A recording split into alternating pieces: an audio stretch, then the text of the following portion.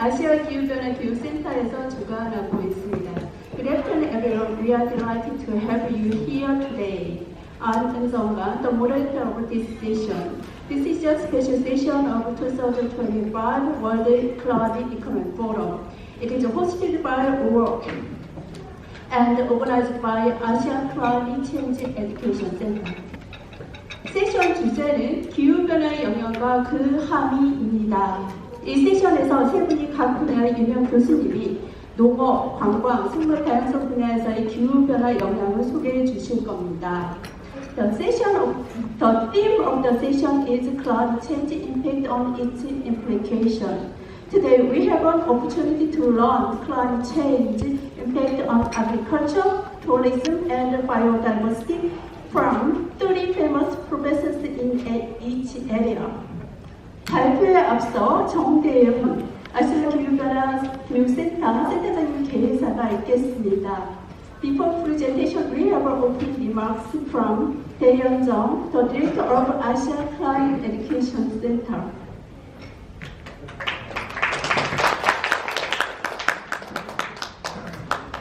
네, 안녕하십니까. 아시아기후변화교육센터 센터장을 맡고 있는 정대현입니다. 이렇게 이 세션에 참 여해 주셔서 고맙습니다. 그리고 이 전체 조직위원회에게 우리 아시아기후변화센터에 이 세션에 참여 기회를 주어서 고마움을 전합니다. 그래서 이 세션은 현재 90분으로 배당이 되어 있습니다. 그래서 주제는 우리 사회자가 말씀하신 것처럼 아시아에서 기후변화의 영향과 그 함의 이렇게 그래서 기후변화 영향이라는 것은 사실관계이 되겠지요. 어떠한 영향을 갖고 있느냐. 그런데 중요한 것은 그러한 영향을 우리가 과연 어떻게 해석을 하고 받아들여야 할 것인가. 그것이 이제 함의에 해당이 되겠습니다. 그래서 발표를 세 분이 하시고 그다음에 종합토론에서 토론을 세 분이 하시고 이렇게 해서 90분 동안 진행을 하겠습니다. 끝까지 참여해서 또 나중에 종합토론 시간에 질문도 좀 해주시고 이러면 감사하겠습니다. 예, 고맙습니다.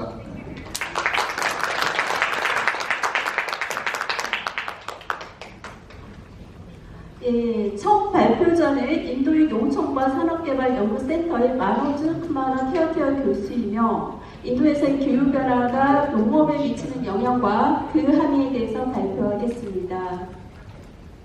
The first speaker is Professor Manoj Kumara Keokia from Center for Research in Rural and Industrial Development in India.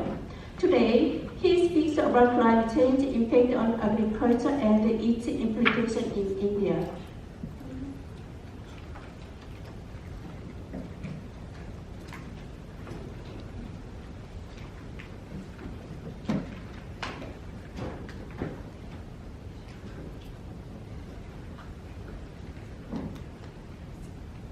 Good afternoon. Hamsavida. Namaskar. Namaste. Namaste.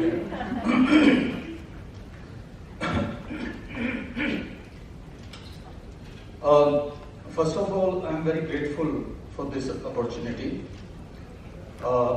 given by Professor Dae-yeon Jung, the director of Asia Climate Change Education Center, and also Nuri Communications, Jeju government, and all the organizers for this wonderful opportunity to learn from galaxy of experts, practitioners, policymakers, diplomats. So it's a great opportunity. Thank you very much.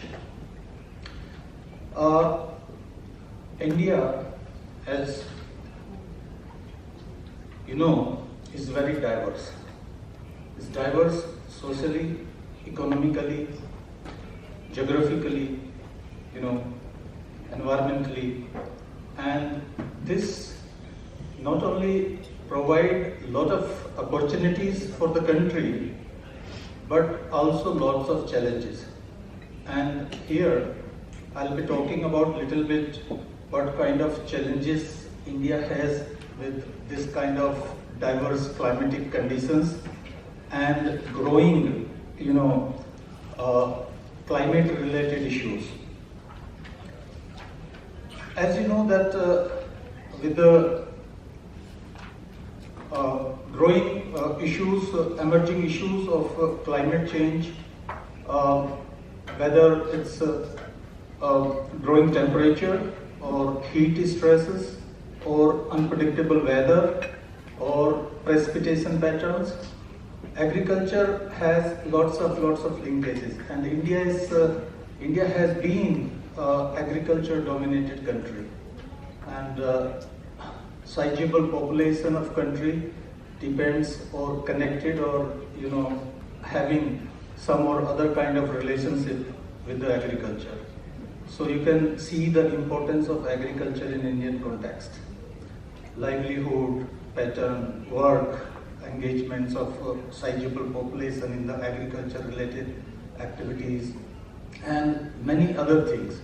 But with the growing climate related events which are highly unpredictable in nature and certain events which are due to man-made, human-induced developments, we are facing lots of challenges.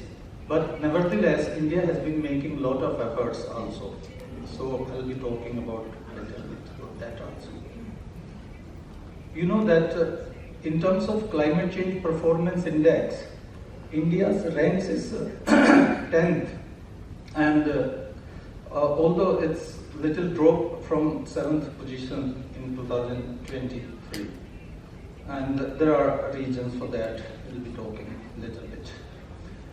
And as you look national circumstances, about 14% contribution of agriculture in India's emission.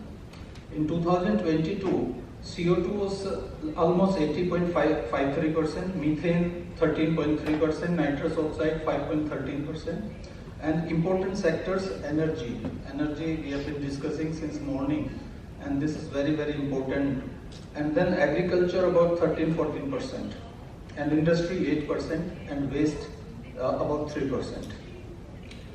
Although, like today morning, Madam Ananya Agrawal also discussed that how India's per capita emissions are still low, but there's no doubt in total the magnitude of emissions is growing, and that's a big challenge.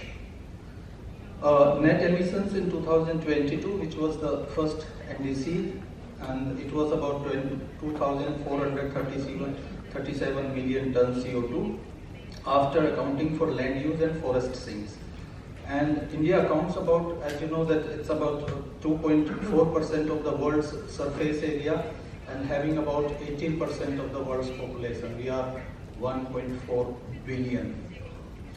So these are again challenges in terms of food security, in terms of employment, in terms of economic transition or the transformation which India is going through at present. We are already 4th largest economy, and we are moving to become 3rd largest economy in 2027, which has very important linkages with agriculture and other related sectors. And it contributes about 4% to world GDP and employs about 27% of global workforce, agriculture in total. Nearly 70% of global freshwater is used for agriculture, and about 37% of the world's land is under cultivation. And no doubt, climate change seems to threaten agriculture through temperature rise, erratic rainfall, extreme events, and pest outbreaks. Today morning, somebody was telling about the Europe that the number of insects have decreased, but in some cases, number of insects are also growing in some areas, some regions, because of changing temperature and other patterns. So in India, if you look at the data, Indian agriculture provides livelihood to about 42.3% of the population, and it contributes about 13.72% of the total emissions. one of the lowest per hectare and per capita emission. It's not very high if we compare with other global countries. Increased weather extremes, droughts, floods. India at present is experiencing worst kind of floods in certain regions, and particularly in mountain regions and northern states like Punjab. So, and this is after a long time that we have seen this kind of situation. As far as heat wave is concerned, Delhi recorded about 49.9 degrees Celsius, very high temperature. So heat stress is visible, and it is, you can see the linkages. Your need for energy grow if you have higher, number of heat waves, or average temperature is growing. Majority of the farmers, about 86%, are small and marginal. Some of the questions came in this context also, that how we can promote just society, at the same time work on climate related issues. And marginal farmers is more less than 2 hectares. So therefore the adaptation is very, very crucial in the context of these vulnerable communities in the agriculture sector. Government of India has been implementing large number of programs and schemes to enhance the resilience of agriculture sector, and now focusing on adaptation. And we are also preparing BTR, and we are also working on National Adaptation Report with, of course, NDCs. So while ensuring the food security, the government is promoting resource use efficiency and with mitigation co-benefits. You can see this data. Since time is limited, I'll be little bit faster. And agriculture contributes about 20% of gross value added to India's economy, and its most climate sensitive sector, highly vulnerable, directly affected by climate change in temperature, rainfall and extreme weather events.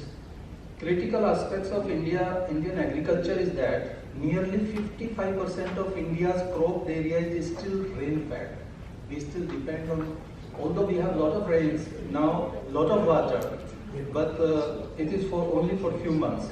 And then, we depend on rains for our agriculture. So I think providing irrigation facilities will be one of the key dimensions for promoting agriculture and addressing the concerns of climate change like floods and other kind of disasters. Southwest monsoon provides 74% of rainfall. 10 minutes? Good. Delayed or weak monsoon means delayed showing, reduced yields and farmer distress. At the same time, then too much rain, on the other hand, leads to floods, waterlogging and crop losses. And this we have experienced very recently. We are still having floods in certain regions. Major impacts, as far as major impacts of climate change on agriculture is concerned, heat waves and temperature rise, and it is based on certain recent studies and the government data. April 2022 was the hottest in 122 years. Reducing the wheat yield, which is a major crop in India, one of the major crops, 10 to 34%, and maize by 18%. Mustard oil, we use mustard oil, traditionally we have been using mustard oil, by 14 to 18%. Rainfall variability and floods, heavy rains, there are large number of cases in Kerala, Uttar Pradesh, Punjab. In UP in 2022, waterlogged 125,000 plus hectare of crops, including paddy and maize. Assam floods delayed rice showing, affecting productivity. Recently, Punjab and Himachal is a Himalayan state in the Himalayan region, and it has affected apple crops and many vegetables they grow. Extreme weather events. Glaciers burst in Uttarakhand, cloud burst in Himachal Pradesh recently, large number of cloud bursts took place. landslides, cyclones, lightning event damage the crops and lives. Livelihoods and fisheries, heat wave reduced milk yield by 11 to 15%, egg production by 4 to 10%, and increased poultry mortality up to 8%. So you can understand the gravity. Floods, Assam is another northeastern state, hilly state, damaged large areas of paddy fields and delayed sowing. Floods in Punjab and floods in Himachal Pradesh recently in last 2 months has damaged the paddy crops, vegetables and horticulture crops. So there are regional impacts. As you saw, the regional diversity in temperature in climatic conditions, different climatic conditions. So there are different type of impacts also. In northern region, which is a Himalayan region, mountainous region, there are different type of impacts. And as you move towards south, we have more extreme flood-related issues due to unpredictable precipitation and monsoon. Some important alternatives for climate change and agriculture. Climate resilient agriculture measures include development of climate resilient crop varieties, which we are promoting at present. Promotion of appropriate farming systems like integrated crop livelihood stock, mixed farming. I was here last month to attend a Academy on Adaptation by UNFCCC and UNITAR Jeju, and we went to some institutions here. The Jeju government is also promoting, and some institutions here they are working on alternative crops to 5 minutes to address this important critical issue. And we are also working on similar kind of things because with the changing weather pattern, changing temperature pattern, we need to now have different kind of crop varieties which you can get early or you can delay the sowing, etc. Efficient water use and irrigation is also very important. Indian government has per drop more crop. This motive, we want to use maximum this water. Micro level water harvesting systems are promoted, like farm ponds. Ponds have been traditionally in India, in every village we used to have 1 or 2 ponds, and that ponds were like a source of water for the maintaining the water table in that particular village area. So now again, government is trying to protect those water ponds. So those traditional water irrigation systems are being also promoted. Storage structures, tank restorations, etc. is going on. Recharge of defunct bore wells also. Mandatory linkages with micro irrigation like drip and sprinkler systems are being promoted, because otherwise the water is wasted in irrigation in different way. Covered 70 lakh hectares with micro irrigation during 19 to 2024 and achieve about 555 metric ton CO2 equivalent emission reduction during the same period.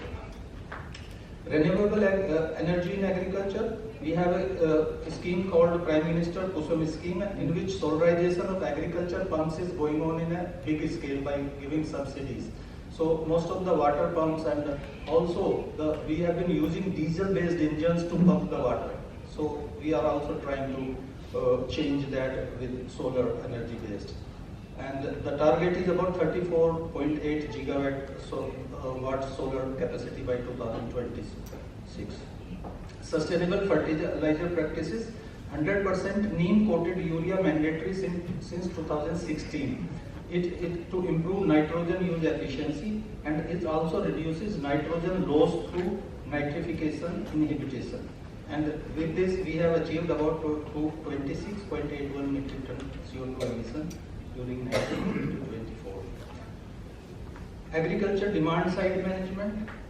It has also helped climate resilient agriculture practices. They are like adopt ecosystem based adaptation approaches, promote sustainable land use management, use climate resilient crop varieties, I told you. Financial and technical support to access climate finance. We have been working on different kind of mechanism like Green Climate Fund and the Least Development Countries Fund to support agriculture adaptation projects. Engage the private sector also. We have been discussing it. Even the previous session talked about this issue, and we have been trying to work on it. Develop MEL frameworks, monitoring, evaluation and learning. Use data-driven decision making and promote innovation and technology. We have talked about a lot this morning, different type of digital tools or IT tools and research and development, how we can help. Align with SDGs is also very important to link the agriculture with sustainable development goals, particularly SDG 2 about zero hunger and SDG 3 about climate action.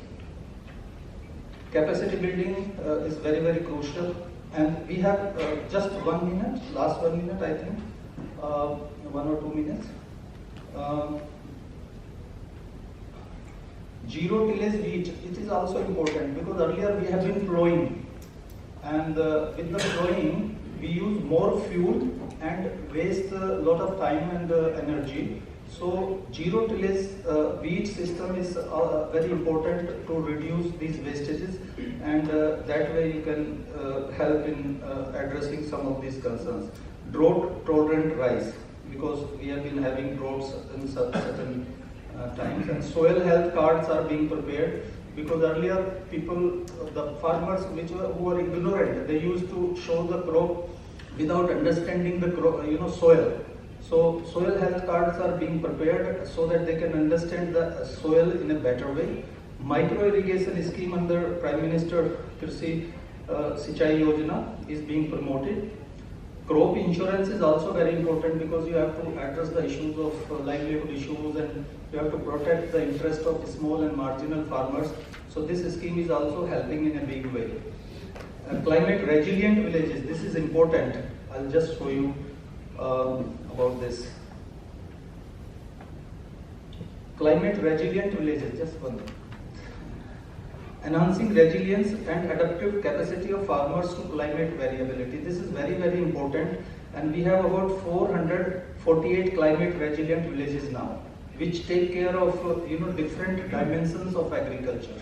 And this is important because you have to, different type of technologies are being adopted in these villages, and you can see the different color, patterns of these villages. Means almost all the states are adopting, villages are adopting this kind of, initiatives, which I talked in different ways. About 2 lakh hectare area has been covered, and more than 600,000 households have been covered under these different adaptation techniques. So, I'll just conclude. I'm saying that agriculture is a very, very important, and different kind of schemes and programs are being initiated to address the climate related in agriculture sector, particularly climate related risk, so that there is less sufferings to the marginal and small farmers, and better capacity to address these challenges. Thank you very much.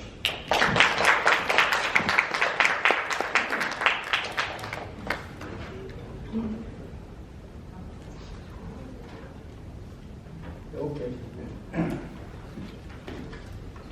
We have 2 more speakers. Okay. I'm delivering an official note in your presentation. You should keep my statement in your mind, all right?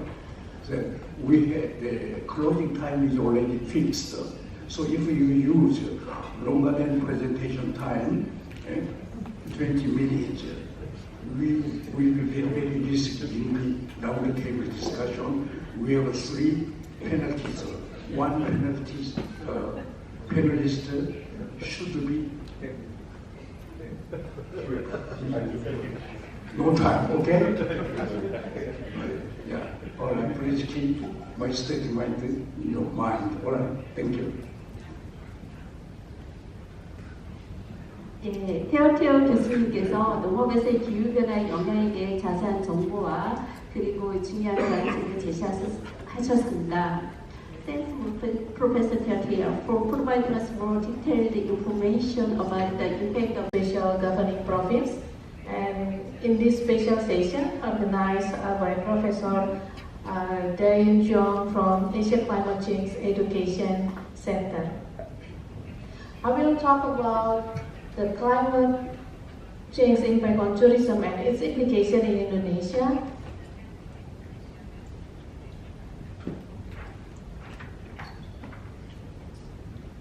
My outline is from general tourism and climate change in Indonesia in case of Jakarta tourism. In a few days, we will celebrate World Tourism Day on the 27th of September, and the theme is tourism and sustainable transformation. So it's very close to our topic. And the World Organization has mentioned 18 ways that climate is affecting tourism. And I would like to focus on extreme weather, which damage tourism infrastructure costs by rebuilding for resource $23.3 billion by 2050. And also for case of rising temperature change travel patterns. For example, 20% European tourists plan to skip peak season in 2025. And climate change pushes demand for sustainable tourism. Ecotourism market expected to double by 2029. And because of the climate change also, there is a last chance tourism to endanger destination. An example, melting glaciers, it increase worsening environmental damage to carbon emission. And mass tourism pressure local resources, doubling water consumption and overwhelming waste system in vulnerable destinations. Climate change in Indonesia is one of the sectors significantly impacting Indonesia's economy. Indonesian tourism relies heavily on beaches and marine tourism because Indonesia has a long coastline, more than 17,000 islands, and abundant underwater natural beauty. Climate change, sea level rise, extreme weather pose serious challenges to Indonesia tourism. Indonesia already signed the Glasgow Declaration on Climate Action in 2022. And recently, we have the Indonesia's Tourism Decarbonization Roadmap to reduce tourism-related emissions by 50% by 2030 and achieve net zero emission by 2050. This is the example how climate change impacted to our tourism. Just a week ago, Bali floods is I think the worst flooding in Bali because the 1 week rainfalls happen in only 1 day, 1 or 2 days, I forgot. So Indonesian, based on the data from the Indonesian Agency for Meteorology, Climatology and Geophysics. So in this case, even the airport, the Ngurah Rai Airport in Bali, affected by the flooding, and some tourists have to be evacuated by the government. This condition can be happen to in other resort area in Indonesia because mostly the islands for tourism. And I will not talk about Bali because most of you already familiar with Bali. I will talk about Jakarta, my city. Jakarta, one of the fastest sinking cities in the world. So it's already a problem with our environment. Land subsidence at an alarming rate. Some areas of the city are sinking by as much as 25 centimeters per year. If this trend continues uncontrolled, large part of North Jakarta could be underwater by 2050, threatening millions of residents, critical infrastructure, and the city's economic stability. You can see the right side of the picture, the top side, the condition, some of part of North Jakarta. So, contrasting development in North Jakarta also attract tourists.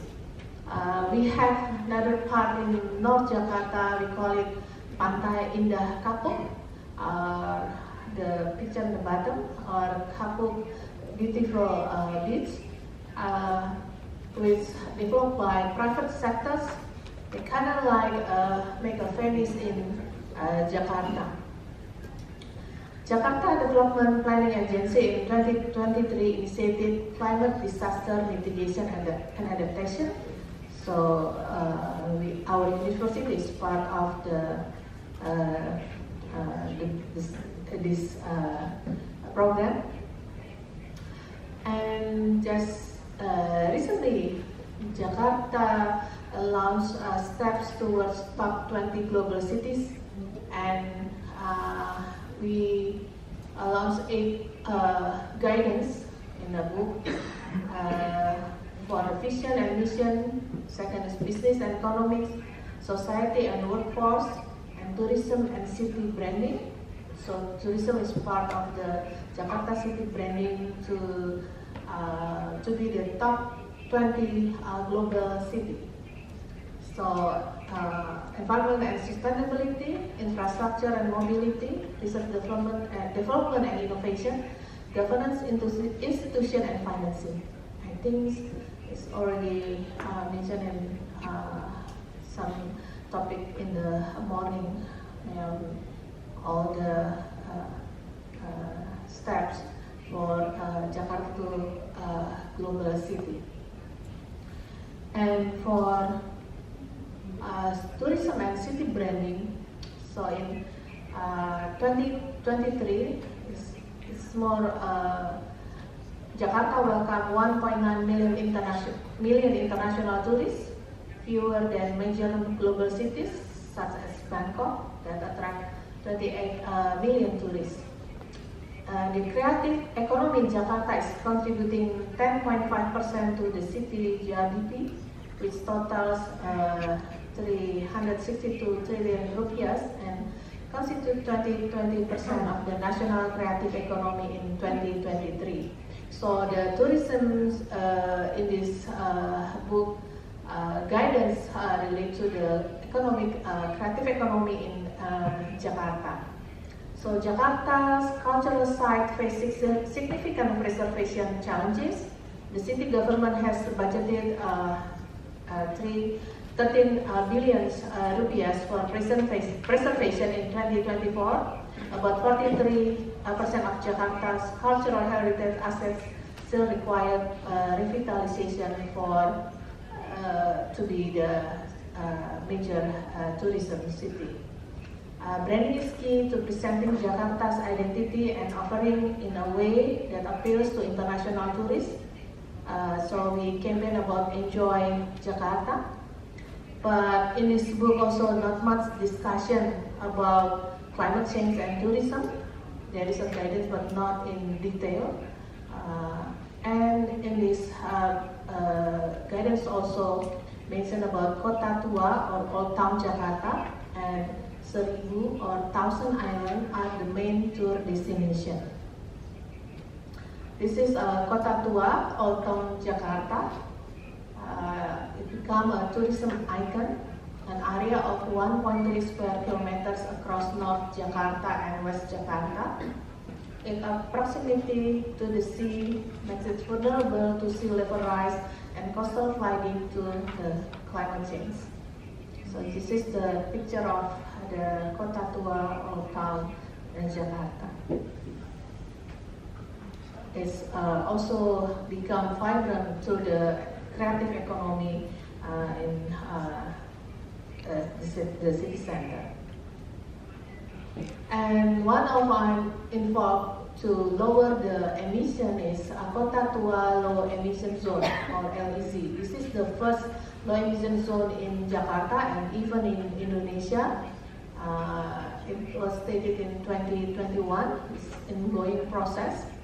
The concept is planned to be developed in other areas in Jakarta to reduce the emission for the greenhouse gases. All modes of mass transportation are connected to Kota Tua.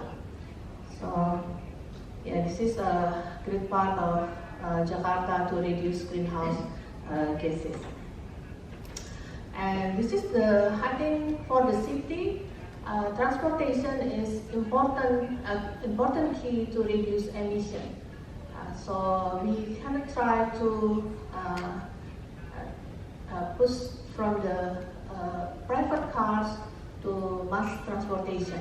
We have Transjakarta Bus Rapid Transit, or BRT system, I think the biggest now in the world, and MRT, Mass Rapid Transit, LRT, Light Rail Transit system, and KRL is commuter line serving the metropolitan area. We also have airport rail into our Jakarta Soekarno Airport, and still ongoing construction for expansion for sustainable transport. For Transjakarta Bus Rapid Transit system, we will fully 100% electric bus in 2030. So this is the biggest part, because the emission from Jakarta, greenhouse gas emission, mostly from the transportation. And this is another tourism icon in Jakarta, is 1,000 or 1,000 island. So the impact of climate change in the 1,000 island is increasingly apparent. There are only 110 islands, but because too many, we call it 1,000 or thousands.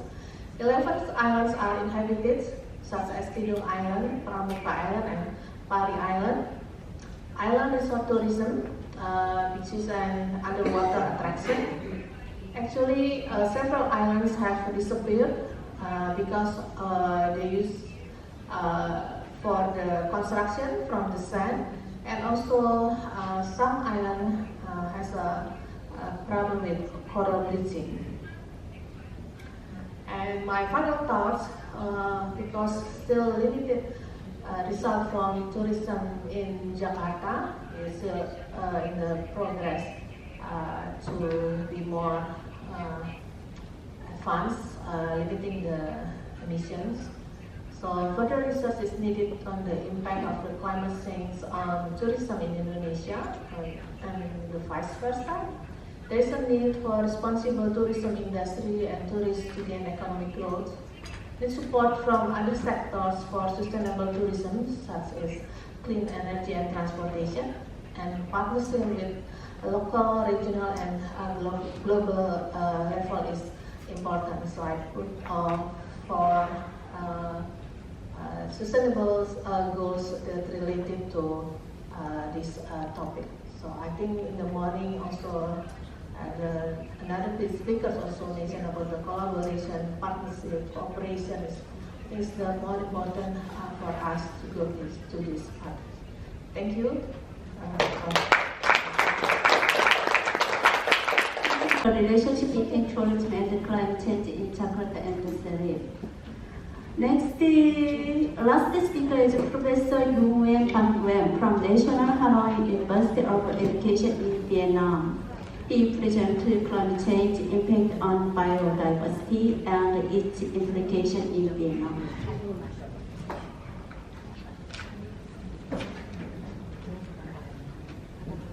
안녕하십니까.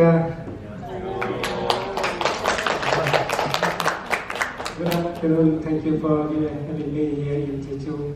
I'm Nguyen Nguyen. You can call me Nguyen from Hanoi National University of Education, especially from Faculty of Biology and the Center for Environmental Research and Education in Vietnam. I have been studying here in Jeju for more than 10 years ago. So Jeju is one of my place of love. I love to visit Jeju and have some time visited here. So it's a great time to be here in this conference. So today we will give a brief insight in the climate change impact on biodiversity in Vietnam. You know, biodiversity usually is a big concern for government, but I think that still is very important, especially for providing the ecosystem service. So my presentation, firstly, I will briefly talk about the climate change situation in Vietnam and then the biodiversity and the impact of climate change in Vietnam, and some mitigation and adaptation to climate change and conclusion. So for climate change evidence in Vietnam, this is some brief summary of the key events. You know that all of the different aspects of climate change is reported in Vietnam and is in accordance with national program of climate change. So the first is average temperature increase, the rainfall generally increase, but with a very high variation between different parts of the country. And maximum temperature, hot days, the ground and heating event also increase. So this all of the evidence of climate change is clear in Vietnam. So this year, so the trend of temperature rising in Vietnam, the temperature and annual rainfall between the 1958 and 2018 have been recovered. And you know that in almost all of the country, especially in the high mountain part, the temperature is increased. And also the rainfall is, in general, is increased, but it may have the variation. So in the southern part and coastal part, the rainfall is increased a lot, but in the northern part is decreased. So it's caused many differences between the different regions of Vietnam. So for the future, with the RCP 4.5 and RPC 8.5, all of these temperature, rainfall and other extreme events and sea level rise have been projected. So you can see all of the country, the temperature will increase. With the RCP 8.5 scenario, it becomes more severe. With rainfall also, but it's seems to be increased in the two most important delta in Vietnam, including the Red River Delta and the Mekong Delta in the South Vietnam. Also, in the past, we see the slightly increase of sea level rise in Vietnam, but with the future projection, we can see that in all of the different scenarios, we can see the increase in sea level rise. And it can affect not only the biodiversity, but also affect into the human settlement and community, especially in the coastal areas of Vietnam. So I will give a brief description about biodiversity in Vietnam. Mostly focus on two aspects, the ecosystem and the species biodiversity. We have many different kinds of ecosystem with more than 40 kinds of wetland and terrestrials and marine ecosystem. And about the species diversity, we have more than 16,000 species of vascular plant, fungi and mosses. We also have more than 10,000 species of animal, especially the invertebrates and some other vertebrates. Also, we have a very high diverse variety of agriculture species, especially rice and some other important crops. So many areas in Vietnam have been recognized nationally, including the Ramsar site with nice.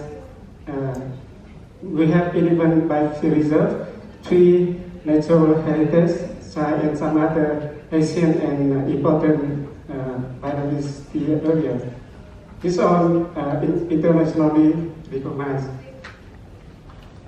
For the forest, we have many different kind of forest and different authorities, including the governmental authorities and also private authorities. So now we have about more than 14 million hectares of total forest with more than 10 million hectares of natural forest. Of that, we have about 166 protected areas, including national parks and natural reserve. Just two main protected areas important in Vietnam.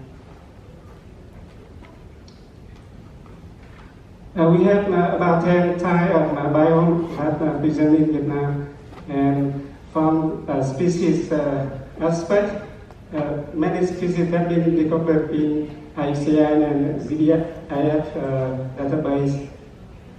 So many of them have been faced many different kinds of threats, including climate change effects. So about like mammal, there are 33% of the mammal, 43% of bird species and other species has been decreasing, and this will be decreasing in future. About regular plant, we have about 10,000 to 12,000 species, with some other or some new species have been found every year. So with this biodiversity and the coastal area, we have been highly affected by climate change. Although there's maybe we have lacking capacity for measuring on kind of impact of climate change, especially for biodiversity. But here I summarize some aspects from the impact of climate change on biodiversity on the ecosystem and species level. One of the main threats is sea level rise and the temperature rising and different weather pattern, and also some extreme events have been heavily affected the ecosystem and also species in that ecosystem.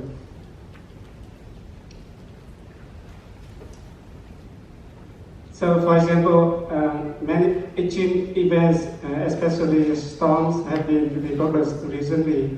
And in general, the trend of extreme weather events generally slightly decreased, but it's a trend over time, over the years. So the event have highly affected the ecosystem, although we do not have the real measure of the impact. This is some of the evidence. For example, here in Cat Ba National Park, about more than 20,000 hectares is heavily damaged by the typhoon Yagi last year. So you can see in the upper part like a beautiful landscape, but in the down picture we can see almost all of the 20 have been down. So maybe it's estimate about several decades later for this forest to be recovered. Also, flooding affect, especially in the highland. For example, here in Nghệ An province this year, it's not only affect the ecosystem, the forest, but also affect to the community, especially in the rural areas. From the south of Vietnam and some part in the central part of Vietnam, we have faced difficulty in the effect of the soil erosion. This is some picture in the Cà Mau province and then in Quảng Nam province. And it seems very difficult to deal with this kind of effect. For protected area, we have seen many threats to the national park and protected areas. One of that is direct or indirectly from climate change. We also see many the degradation of the coral reef. This is one part is from the rising temperature, another is due to the human effect. So there are many, on a species diversity level, there are many kind of threats. One of that is climate change. This is normally affected by the degree or the change of the pattern of weather over time. Here is some list of animals and plants that have been decoded in IUCN. That is, with America, the threat affect to the animal, and this year many threats affect on the vascular plant, including some of the plant, about 8% affected by climate change and extreme weather. So, for example, in some species we see that how these species be affected. The result is that they will decrease in the natural range, and also maybe some of them reduce the growth and development and the reproductive. That's finally result in the change in the narrower distribution. For example, here is some gecko species. They have to move higher due to the effect of the temperature. Some of the aviation community also have to change the distribution.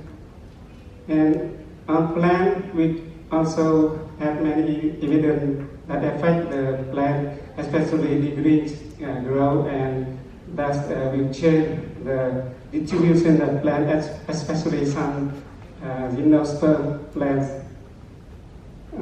Also, there's some evidence on agriculture. Here, agriculture crop. I do not take a summary for crop because agriculture, because we know that they're similar with India. We are severely affected by the climate change, but yes, there's some evidence that the total yield will decrease, and also in some lower land, especially the coastal area, the crop is heavily affected by sea level rise and flooding, but in the higher land is also affected to the water supply, especially the plant and the crop generally need more plant for supply. In the coastal area, some research shows that the biomass and also the areas of mangrove decrease over time by directly or indirectly by the rising temperature. So how we mitigate and adapt to climate change? Apart from the governmental aspect, we focus more on economic and social aspect, but the list is on biodiversity. But the government have issued many law and policy, and also some other collaboration to reduce and to mitigate and to adapt to climate change. So we collaborate with many international organizations and the government, and we established many laws. For example, the law on biodiversity, on the environment, on disaster management, different legal policy that includes some part related to the climate change. And also we promote cooperation with international partners, especially the UN and the World Bank, or some countries like Japan, South Korea, and United States. So we see that in Vietnam there's clear evidence of the impact of climate change, and the evidence of climate change, and we see some future trend of the climate change, and it had the effect on our biodiversity. And our government has issued many strategy and activity that is included in the law and the policy for mitigation and adaptation of climate change. We also have active efforts to reduce the greenhouse like the government plan to achieve the net zero in 2050. Maybe with Japan, one our presentation. There's still lack of many means and capacity for deal with climate change, especially from the research aspect. So I summarize some effects of the climate change, but we know that we are like many means and also technology and other measures to get detailed or quick empirical measurement of biodiversity. So we hope that in the future we can have more collaboration with scholars, with the other organizations and government, so that we can have a better chance to review the effect of climate change. Thank you very much for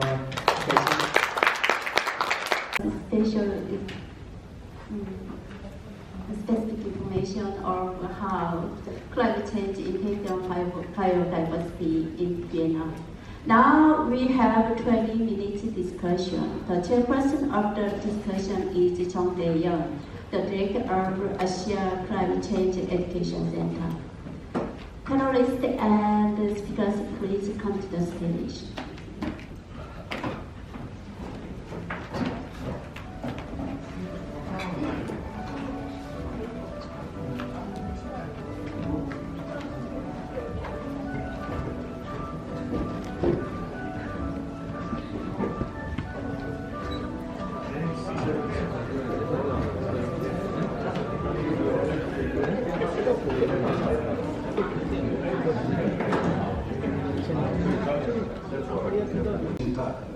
센터장을 맡고 있는 제부위원입니다.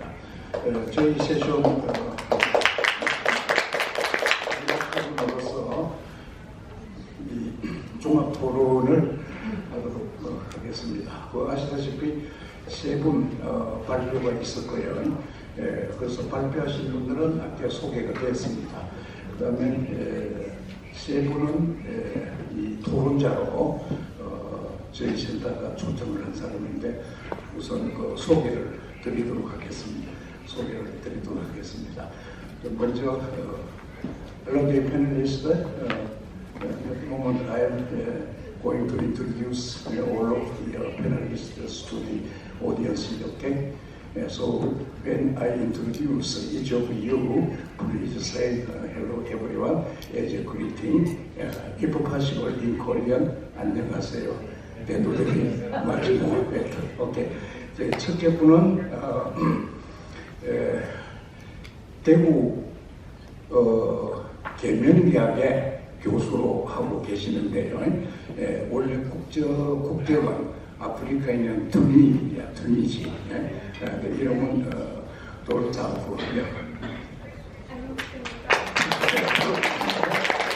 그다음에 임동순 교수님, 부산에 있는 동대학교 교수님.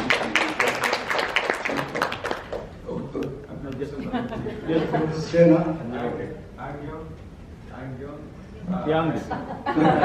저분은 인도의 대학 교수님이십니다. Okay, then I will let you know some important note about how to run this round table discussion. So then each discussion will be given 5 minutes, okay? Because we have very limited time. As I have said to you before, the closing time of this session is already finished. So 5 minutes, short question and short comments will be very, very welcome, okay? Then I think you can give, when you deliver your question or comment, please say first, this question is given to whom. You have to mention the name of the speakers. Okay. Then we will go person first, please. Okay. Thank you so much. So I will be brief. So first, thank you for this opportunity to participate in this workshop. So I'm actually a specialist in microbial ecology, so I mainly work on the impact of human activities, so on the environment, but from microbial perspective, so and on the impact of climate change. So we know that climate change actually is the most pressing challenge of our time, and everyone is experiencing. So the climate change, for example, for me, I have living in Daegu for 6 years. So every year I say this is the worst summer I experience in Daegu. So I mean every year, so you feel that the temperature is increasing, and so it's really getting worse. And also I'm from Tunisia, as Professor Jong said. So Tunisia is in Africa, so it's hot. It has Mediterranean weather, but at night, so it's actually cool. But last summer, it was also extremely hot, and now, so we cannot live without air conditioner. So before it was fine. So this whole, climate change is affecting our life, is affecting the ecosystem as well as the humanity. So for me, I will focus more on the biodiversity. And so, for example, in the ocean, so the climate change is affecting the ocean, and we rely a lot on the ocean because of the warming. So and the coral reef, for example, are bleaching, and so this actually is affecting the entire food web. And also, if you talk about the land and the forest now they become actually less resilient, and they don't actually store enough carbon. And so the forests, they not only, so they become resilient, but also they affect our life because we rely on forest. So, and this affects tourism as well. So now we avoid outside, outdoor activities because of the climate change.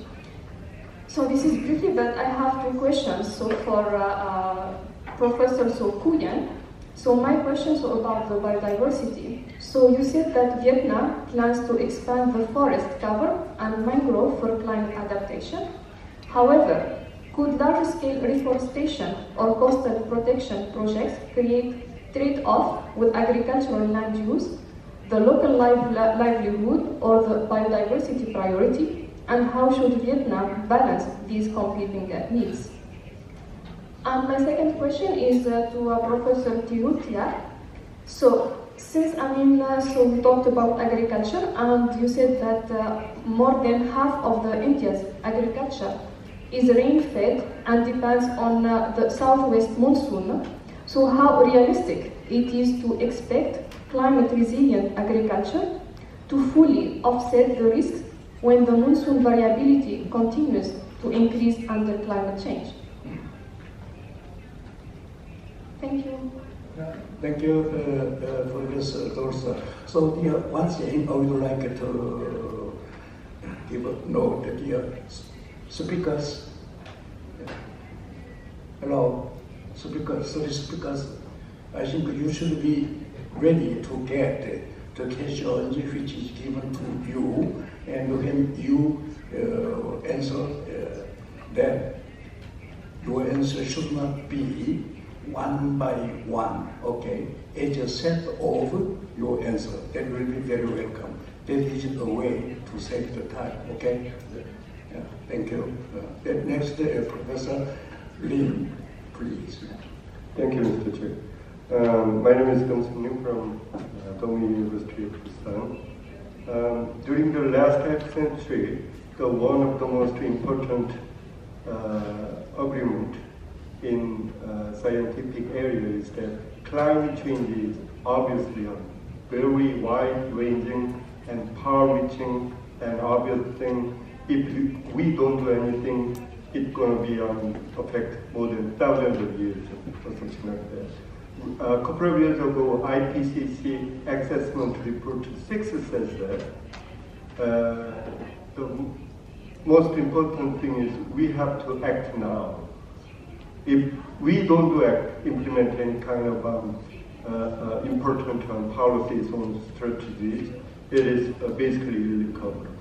In that sense, today's presentation is very impressive and important because the three areas are most vulnerable when we have some wide and important climate change in the future. I have very interested in. I have worked for climate change models for more than 20 years in Korea. And we found even in Korea, like Professor Kerpai said, the regional temperature and precipitation is very dramatically changing even in 10 or 20 years. So in that sense, this is very important seminar and topic, and I have a couple of such questions and comments to my honorable presenter today. To Professor Tia, he has very successfully depicted and explained the current situation on agricultural industry and climate change effect on there. My first question is, since different region has different impact, of course, and different class or size of farmers, depending on product mix or something like that, there might be some need to consider some distributional effect. So I'm just wondering if you have any kind of distributional policies to help out, especially when you mentioned that climate resilience villages, maybe the northern, southern, or western, whatever that region, depending on environment and the product mix, the support and the effect outcome from the support might be different. So I'm just wondering the differentiated policies doing in India. The second one is, I totally agree, the financial policy is very important. I'm just wondering, since in India, the micro farms, for example, small and marginal farms is more than 86% or something like that, is there any kind of special microfinancing which suggested almost 20 years ago in US, and there might be, it's depending on the financial system in your country, but some area, for the farmers who is very vulnerable and very small, and there is no fund to adapt and any kind of climate change, they have very special financing support for that. I'm just wondering if you have, or how do you think about that?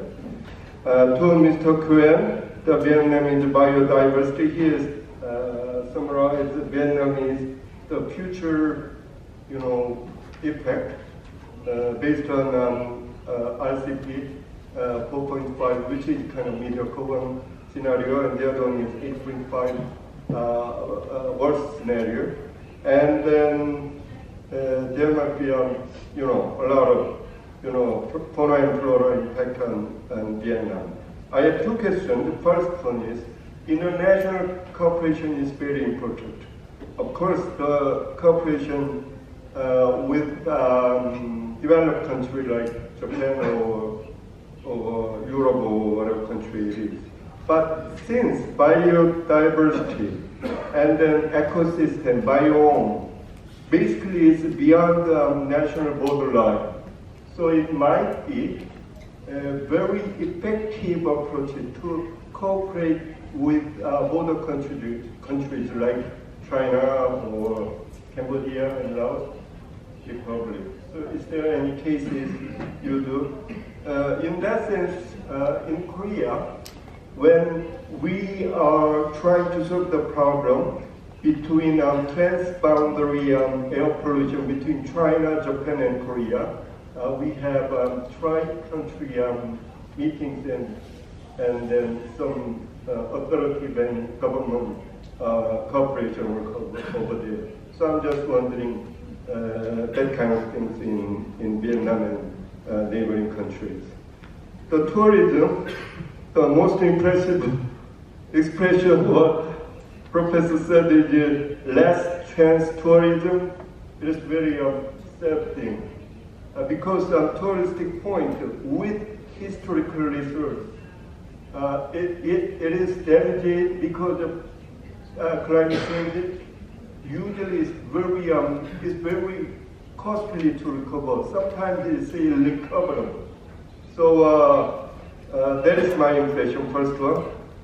One question is, since you talked about rapid transit system and then other kind of way to reduce emissions in terms of mitigation, but in Jakarta or in Indonesia, is there any kind of economic instrument on tourism,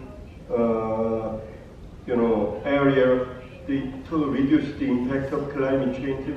For example, for good behavior, good tourism like eco-friendly or nature and ecological system experiencing tourism, you support, you give some money as a subsidy, or if you levy some environmental tax on conventional or resource-using emission-intensive tourism, you levy some tax or something like that. Thank you so much. That's my. Thank you, Professor Lee, for your concrete and detailed indication and the comment. Next, Professor Jena. Yeah. Then again, namaste to all of you, and thank you so much. Thank you so much, the organizer of this event, and Professor John, for giving me this opportunity. And really, I had a wonderful time. Since morning, we are, discussing about many things related to the climate change. Really, actually, we have to understand now how this climate change is absolutely associated with our everyday life activities. And in my sense, what I can see, we are also producing risk and also consuming risk in terms of the climate crisis. And now the whole human civilization is passing to a different phase. We can also see it's a phase of liminality. And then we have to confront it with so many negotiated factors. And this is the climate crisis and climate phase, and we are constantly negotiating in terms of whether we'll accept this carbon economy or whether we'll accept this hydrogen economy. That's in fact transition. Since morning, all of us were discussing about the transition, and in fact, as a sociologist, even as a social scientist, we can also see it's not an easy one. It's a very difficult task to understand that. Three of our speaker, they have almost covered all these areas related to the climate crisis, whether it's a livelihood, whether it's the economy, whether what kind of problem we are facing. For instance, if you think about India, we are also facing lots of problems in terms of the climate crisis. In the sense morning, we are also hearing that though we are not responsible for production of huge amount of pollutant, but nevertheless, we are also realizing that impact. And we are also constantly negotiating with that. Even starting from whether it's Vietnam, whether it's Indonesia, entire Asia, we are constantly, in a phase to minimize the gap. Most important component, we can also see the health impact which is happening because of this climate crisis. Then the livelihood and the labor, because you can't negate the very existence of the labor crisis. Even in our speaker, when she was talking about Indonesia, look at the whole idea of this tourism and the whole livelihood, and whether it's a sea, whether it's the fisherman, everything. That's the most challenging part. We are also visualizing. Then we have to understand as a entire global community, we have to see and understand this crisis, and collectively we will try to mitigate that. Because as I said in the question format, I was asking a question about the negotiating part between the global south and the global north. Here we have to understand, we have to see and minimize the breach so that we can have a better world. It's not only a crisis for the Homo sapiens, it's all about all the living species. In terms of the questions, and all our fellow panelists, they have already covered some of these questions. Only a few more things I just wanted to know something from from what is coming from the Vietnam. The illegal activities which is happening across some of these border areas, as well as and what kind of policy format the Indonesian government is going to adapt to minimize this crisis, because there's a migration. And even here in India, I would like to get to know more about my friend, because we can also visualize some climate migration in terms of the different kind of activities which is happening. Maybe three of my colleagues, they can address all these issues. Thank you so much again giving me this opportunity. Really, I had a wonderful time in Jeju. Thank you for Jeju government. Thank you, Professor, for your comments, and particularly the general comment. Okay, the speakers, can you hear me? Okay, now I'm moving on to the audiences. Okay, if there is anyone who have question or comment on the contents you have presented. Okay, 그럼 조금 이제 혹시 뭐 질문이나 조언을 할 내용이 있으시면은 한 두 분 정도 질문이나 조언을 받도록 우리 김인환 교수님. 질문이 끝나야 빨리 끝날 것 같아서 인도네시아 우리 발리하고 자카르타에 대한 말씀해 주셨는데요. 거꾸로 이 기후위기가 위협도 되지만 기회도 된다고 그랬잖아요. 제가 저번 학기 때 이제 우리 환경대학원 석박사애들 가르친 과목이 지속가능한 지역혁신이었는데 거기에서 인도네시아의 그 스마트 시티를 얘기했는데 문화 관련된 스마트 시티였거든요. 그래서 관광과 연계한 것도 얘기했는데 우리가 생태관광, 환경관광도 많이 나오잖아요. 그럼 도리어 기후관광이라는 걸로 해서 기후위기에 가장 어려운 점, 그런 거를 뭔가 티핑 포인트로 할 수 있는 그러한 인식에 공감을 할 수 있는 그런 것으로도 삼지 않을까. 그래서 좀 더 공격적인 차원에서의 잘못하면 그러면 예산 지원 없고 정부 정책 없고 그러면 우리 가만히 있을 거 아니잖아요. 그럼에도 불구하고 우리는 뭔가 액션을 해야 되잖아요.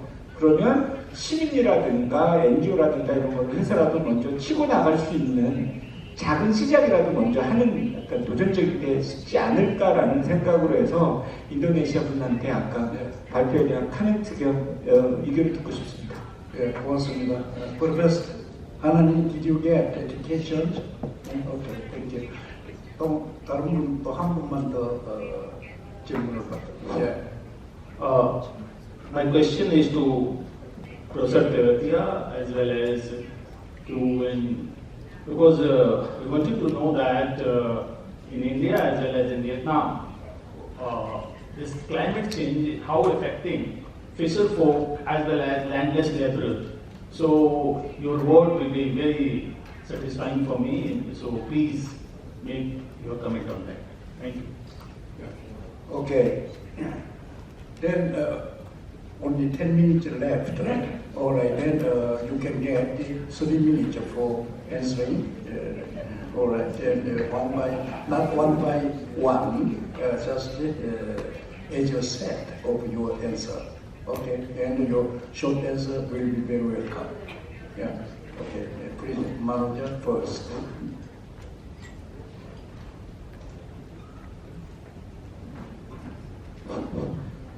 Thank you. I think starting with the issue of the loss of GDP because of migration and its views, actually. If we convert the loss of livelihood because of climate-induced migration, it's huge in India. So that is one. The other thing is that we have localized policies because situation vary too much from minus temperature to high humidity regions, and with very less rains also and high rains. So local practices are being promoted, keeping in view the local conditions. So that is local strategies, local resilience plans, and all these things are in the process now. So local solutions are being prepared, and we also we are thinking. Government is thinking to have a mega project to address this issue of rain-fed agriculture and also abundant rains in certain months. So maybe river networking, but that project is a very big project and it requires a lot of international cooperation because it's a universal issue. It's not just India's issue that, and you know that how which countries did this and how other countries are suffering because of the things which were done wrongly, maybe. And I think there might be like we have now a lot of things are being discussed like tariffs.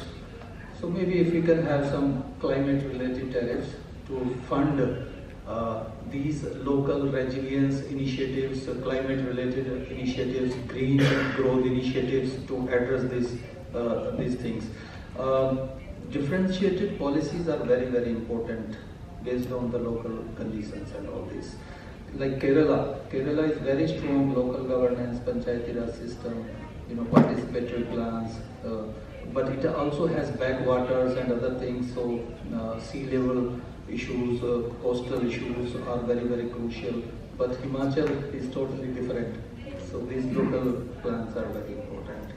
I think these were some of the issues which were talked about. Yeah. Thank you, Professor Nani. Next is your turn, please. Thank you, Professor John. I'd like to be short. In Indonesia, we have a law for prepare the national climate action plan from national level to city level. So for the tourism itself, kind of like still not very developed. So I'll give you an example. For just recently, we have the tourism decarbonization roadmap, and as see, there are some economic instruments with the tourism itself that we have like green several ranks to assess that they follow the sustainable tourism. And as for the migration itself, I think the problem with the coastal area, so the people move to inland area. So, but still within the Indonesia, not to another country like in Southeast Asia. And there is an intersection between tourism and agriculture and biodiversity because we also develop the agri-tourism, so agricultural tourism. So they kind of like involve the small actors, not the big companies or big economies. Like for resorts, we have a lot of area developed by small industries, and they kind of like related to local products as to be more known to be more known by others. And also I think there's one about the about the ecotourism. With the challenges for the condition. I think in one of my slides mentioned about last chance tourism. So in certain area, I think because of the sea level rise and people want to see, so it become part of the new tourism area to see the impacts of climate change. And I forgot about there is an environmental tax. Right now we have problem with the solid waste. So the tourism resorts or hotels need to reduce their solid waste to a certain level for the circular economy to the surrounding area, to their respective tourism area. I think, yeah, we still need to learn more and to cooperate more to establish tourism, best practice tourism in other countries.